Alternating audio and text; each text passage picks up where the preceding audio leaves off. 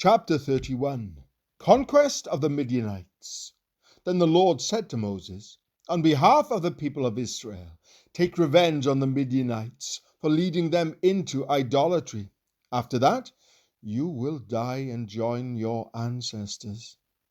So Moses said to the people, choose some men and arm them to fight the Lord's war of revenge against Midian. From each tribe of Israel, send 1,000 men into battle. So they chose 1,000 men from each tribe of Israel, a total of 12,000 men armed for battle. Then Moses sent them out, 1,000 men from each tribe, and Phinehas, son of Eleazar the priest, led them into battle. They carried along the holy objects of the sanctuary and the trumpets for sounding the charge.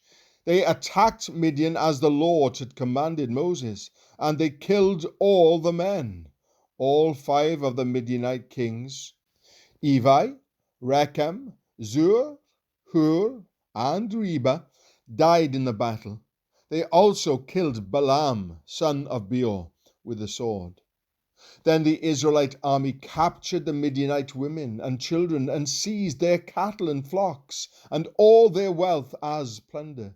They burned all the towns and villages where the Midianites had lived. After they gathered the plunder and captives, both people and animals, they brought them all to Moses and Eleazar the priest, and to the whole community of Israel, which was camped on the plains of Moab, beside the Jordan River across from Jericho.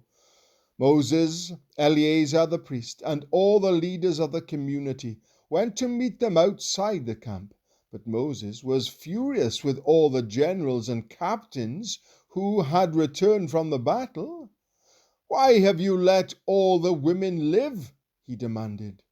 These are the very ones who followed Balaam's advice and caused the people of Israel to rebel against the Lord at Mount Peor. They are the ones who caused the plague to strike the Lord's people. So kill all the boys and all the women who have had intercourse with a man. Only the young girls who are virgins may live.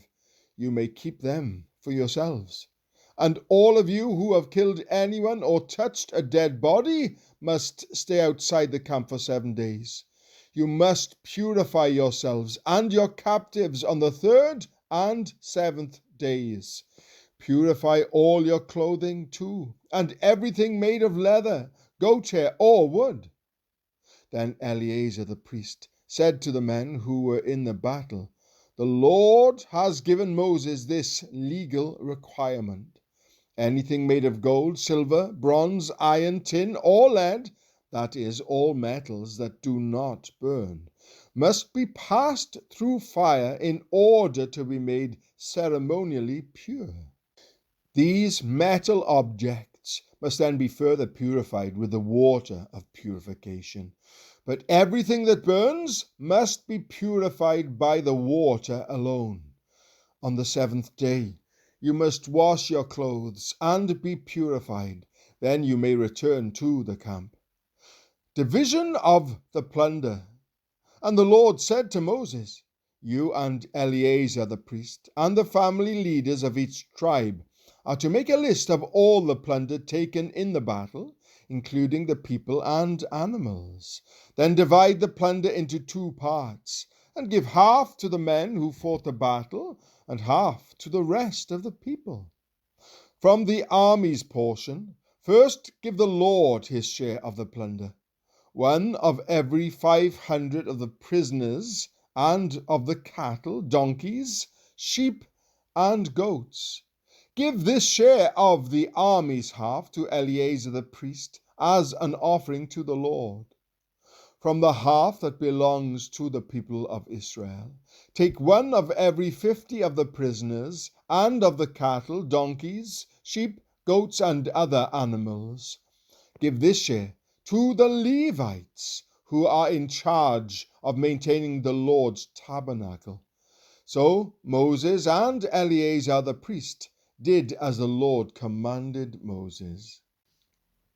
The plunder remaining from everything the fighting men had taken totaled 675,000 sheep and goats, 72,000 cattle, 61,000 donkeys, and 32,000 virgin girls. Half of the plunder was given to the fighting men. It totaled 337,500 sheep and goats, of which 675 were the Lord's share, 36,000 cattle, of which 72 were the Lord's share, 30,500 donkeys, of which 61 were the Lord's share, and 16,000 virgin girls, of whom 32 were the Lord's share.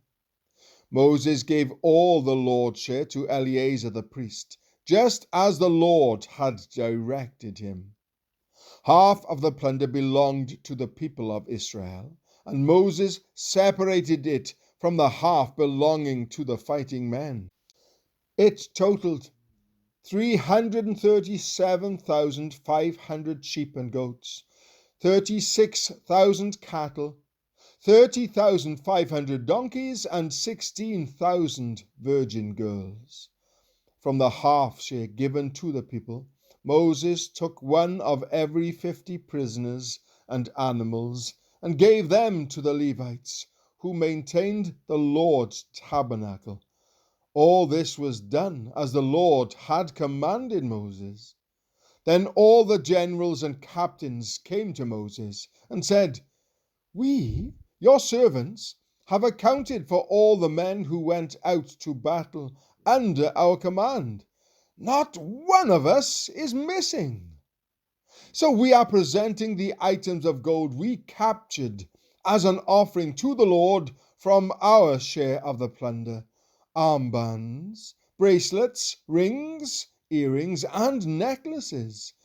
This will purify our lives before the Lord and make us right with him." So Moses and Eleazar the priest received the gold from all the military commanders, all kinds of jewelry and crafted objects.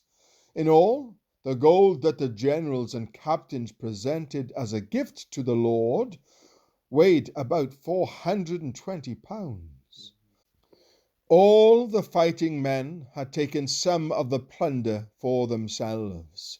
So Moses and Eleazar the priest accepted the gifts from the generals and captains and brought the gold to the tabernacle as a reminder to the Lord that the people of Israel belong to him.